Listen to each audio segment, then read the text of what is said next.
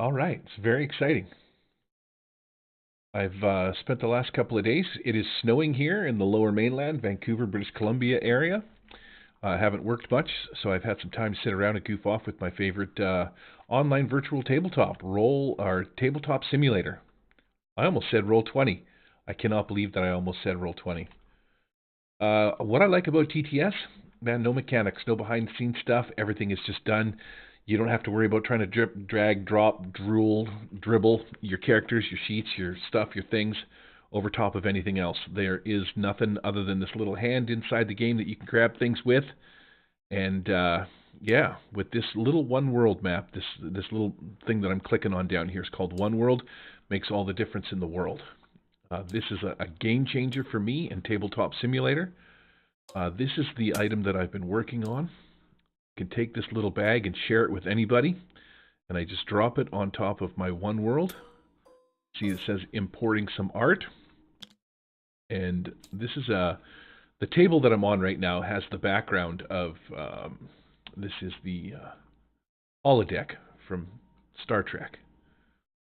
Nice sort of generic, easy to use, low graphical requirements kind of a deal. And then I just have a table.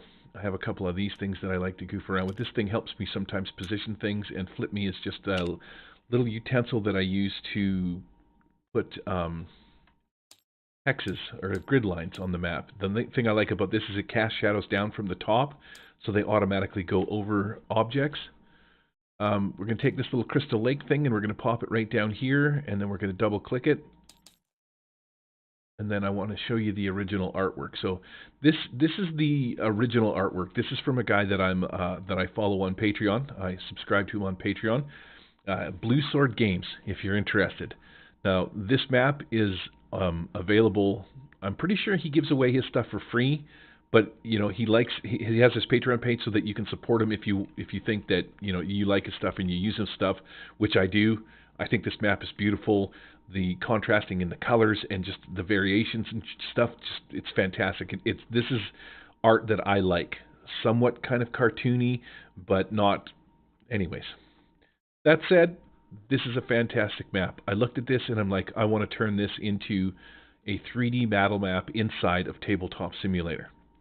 So I spent probably, I'm going to say, 4 to 5 hours, which is what I would normally do to paint one miniature. I would spend 5-6 hours getting the details, the fineries, and stuff like that.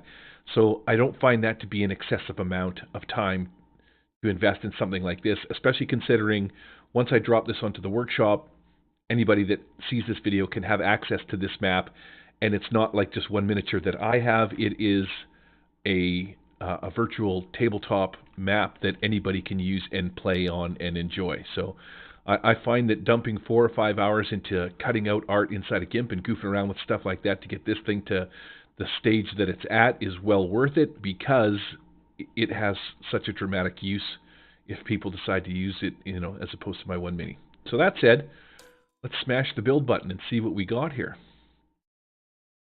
You can see all the pieces popping into place.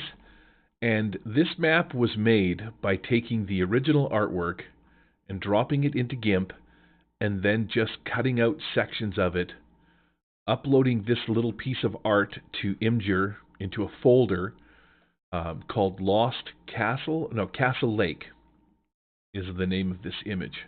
So I cut out this little side piece here. I imported the art as a token, scaled it to 1 inch, and then set it in the corner. I found trees inside the game already, dropped them on, sized them, shaped them, spin them, turn them so they look a little bit different. And then everything else is literally just cut from the game. This top piece, you can select it and you can delete it. The reason that I put it on there, let's go back here for 1 second. Hit clear, hit build. The reason that I put it on here is because what do I got for miniature? Saved objects. Let's see if I got. Do I have any archers? There we go. My little enclave, my little castle here has been overrun by goblins. Take my little archers, spin them around. That's the back side. That's the front side. These are done with one world in mind, so you can track hearts, or not one world, ICRPG. One little goblin archer. Here's another little goblin archer, or this is a gnoll archer. Maybe they're working together in conjunction with. See, we're going to drop him up on the ramparts. Look at that. Maybe we'll throw a couple of back here, and the castle has been overrun. The lord of the manor has been under siege. And, yeah, these little goblins, man, maybe they snuck in under the cover of night somehow when people weren't looking, and they took over this place, and they're calling it their own. Maybe they burrowed up from underneath. Who knows? Your story, your deal. This map is multi-purpose. That is the reason that I put this on here. So, you know, if they happen to come and figure out how to get onto the roof or whatever and take out the archers, they can jump down and pile inside. So we're going to take this, lift this up, and I'm going to, let's see, let's just delete that. Use all these guys and delete them.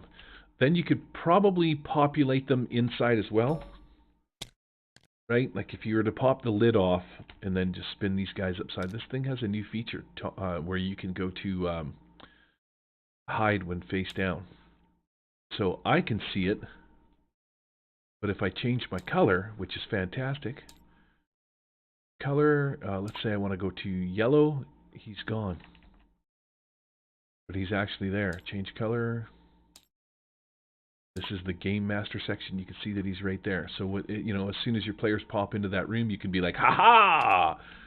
Shot in the face, Goblin Archer kills you. Sorry about your bad luck. Re-roll a new character. Maybe not. I did the same thing for this. If you want to throw some goblins up here, you can pop these off. There's a little fountain in here. There's a couple of rooms. You can take your little Goblin Archers and drop them up in here. I believe they'll fall right in there. Yep, see? This is like a drunk goblin on guard duty, which is pretty cool. See, we'll put another one right here. Good to go. We got a couple of goblin archers that can shoot you through the porculus. One of the other cool features about this map is this porculus that I found inside the game. Porculus can actually be opened or closed. So it's two features to it, which is kind of cool. And then I did the same thing for this one back here. Just got to change the state of it, and it becomes open.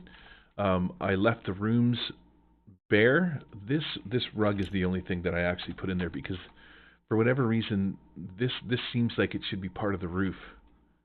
I don't know quite what the deal is with that when the map was drawn. So take that off because I don't like leaving stuff on here. That stuff is copyrighted, and it is just for my own personal use at my own personal tables. I take the artwork that I pay for from Paperforge Minis.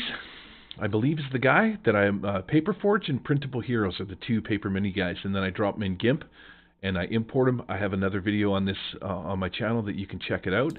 We get clear,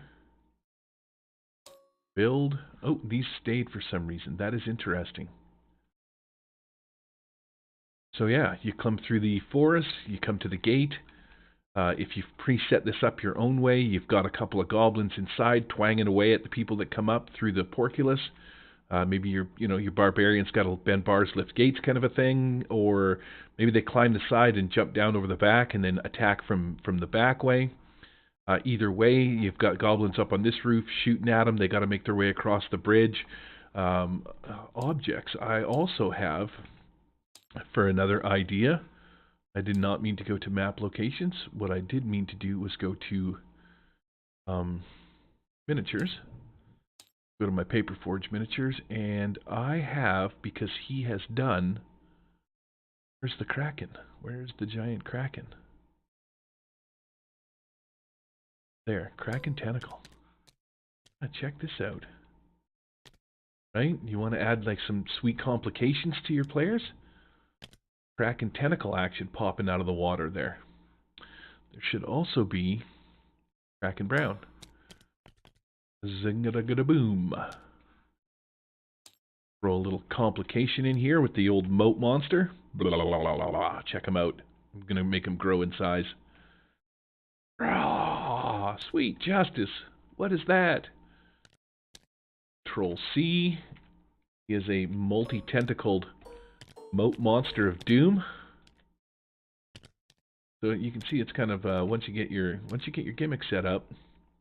That's right, boys. Try and cross my moat. You'll be fed to the gigantic Krakenalicious. Throw a couple back in here just to say, yeah, screw you guys. Try and get here. He's big. He's got tentacles for days, man. Tentacles for days. Go. Castle Lake. Fantastic. I think actually, too, come to think of it, one last thing. Saved objects. Check this out. I believe I have cannons. C-A-N-N. Cannon fortification. Cannon ship. So these are for ships, and then these are for fortifications. The difference between... Whoa! Difference between the two is ship cannons don't have wheels. Fortification cannons don't have wheels either. There you go. Don't know. Don't know what the difference is. They just hinge to the thing a little bit differently. So you want to throw some cannons up here? That's right, you do. I mean, it doesn't.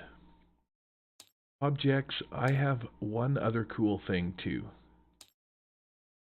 that I don't know why it is not showing up. Props. It's really weird that I wouldn't call it cannon, but you know where I do know how to find it? Oh, unless I deleted it. Son of a gun. Oh, I know where it is. It's going to be under tools, because it is a tool. Pirate cannon. Oh, look, you saw it go off. Yes. Shrink this sucker down. Drop it on your deal there. Why it's drunk, but there it is. Lock it in place, and then this thing actually has a neat feature. Let's crack out some dice. With metal dice, they're more cannonballish. D20. Take this D20, you can set it up here. Then you see here where it says fire. So if you choose this by right-clicking on it, I believe it's highlighted. Drop it into the cannon. Make a liar out of me, cannon.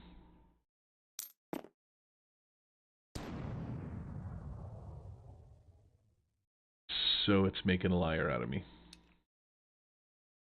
Maybe this needs to be a bit bigger. I'm not sure. Should be able to. What a hunk of junk. Oh, I hate you so much when you don't do what you normally do. Oh, good gravy.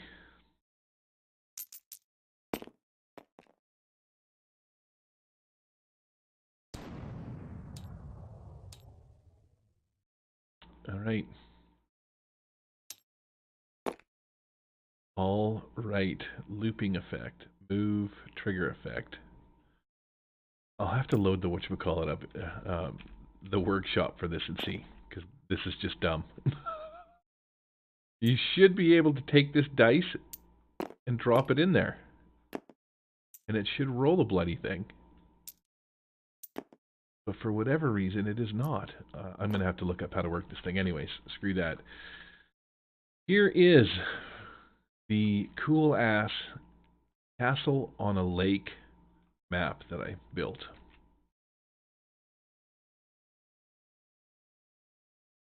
It's fantastic.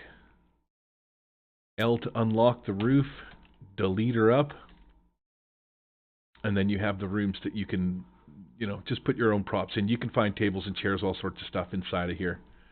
Maybe the place is ransacked because it's overrun with goblins. Who knows? The lid to this comes off as well if you want to access the stuff inside of here, which is pretty cool. Fantastic map. Yep, that's it. Done.